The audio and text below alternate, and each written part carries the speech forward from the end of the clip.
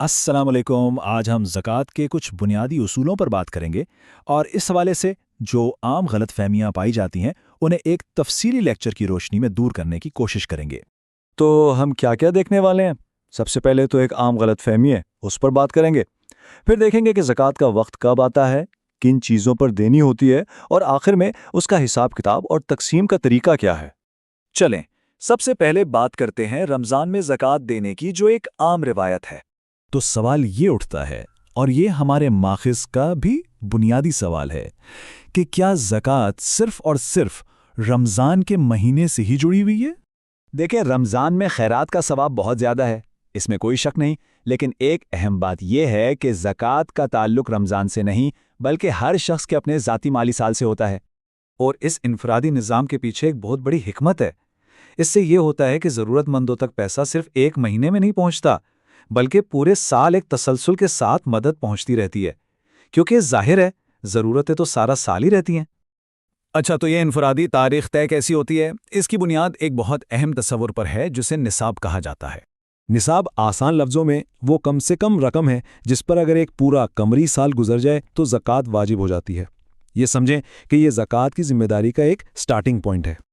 अब ये बहुत ही दिलचस्प बात है कि निसाब को कैसे मापा जाता है। पहले जब सोने और चांदी की कीमतें तकरीबन एक जैसी थीं तो 7.5 तोला सोना भी एक म्यार था। लेकिन आज, जैसा कि मखज़ बताता है, चांदी को म्यार बनाया गया है। क्यों? क्योंकि इसकी कीमत कम है, जिसका मतलब है कि ज़्यादा लोग ज़कात देने के अहल होते हैं और यूं गरीबों तक ज़्यादा से ज़्यादा फ़ायदा पहुंचता है। तो इसमें असल हिकमत गरीब का फ़ायदा है।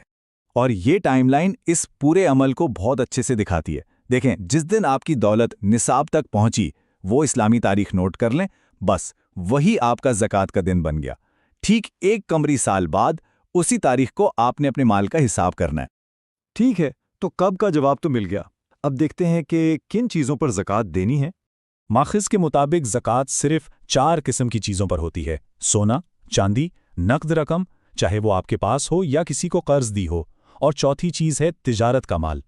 और हाँ, ये नकद रकम चाहे आपने हज के लिए रखी हो या घर खरीदने के लिए, जब तक वो आपकी मिल्कियत में है उस पर ज़कात होगी। अच्छा, तिजारत का माल का क्या मतलब है?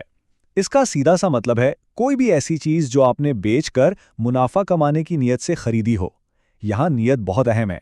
जैसे आपने एक प्लॉट खरीदा ही इस इरादे से कि इसे बेचेंगे तो उस पर ज़कात है, लेकिन अगर खरीदते वक्त बेचने की नीयत नहीं थी तो फिर इस पर ज़कात नहीं होगी। और ये भी वाज़े कर दिया गया है कि ज़ाती इस्तेमाल की चीज़ें ज़कात से बाहर हैं। आपका रहने का घर, आपकी गाड़ी या दुकान की इमारत और उसका फर्नीचर, इन सब पर ज़कात नहीं होती, चाहे ये कितनी ही ज़्यादा क्यों ना हो। चलें, अब इन सब चीज़ों को मिलाकर देखते हैं कि हिसाब किताब और तकसीम का पूरा अमल क्या है। ये बहुत सीधा सादा सा अमल है।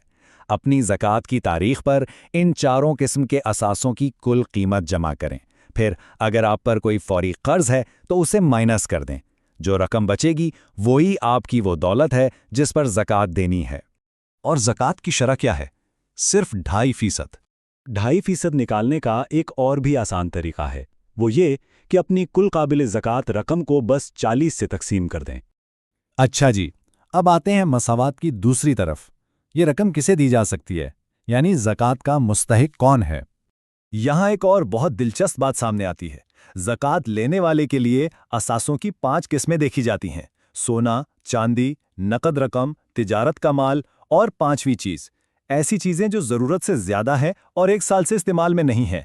ये ज़कात देने वाले की कैटेगरी से थोड़ा मुख्तलिफ है।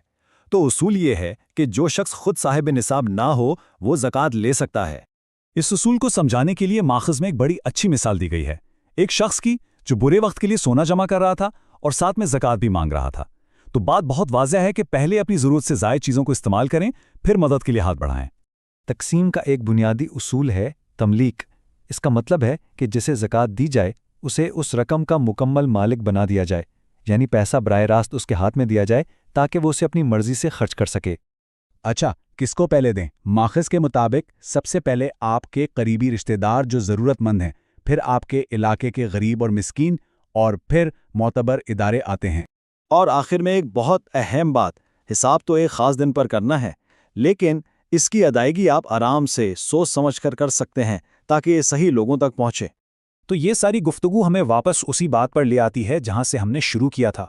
زکوٰۃ صرف ایک انفرادی ذمہ داری نہیں ہے، بلکہ یہ پورے معاشرے کے لیے سال بھر مالی مدد کا ایک منظم اور پائیدار نظام ہے۔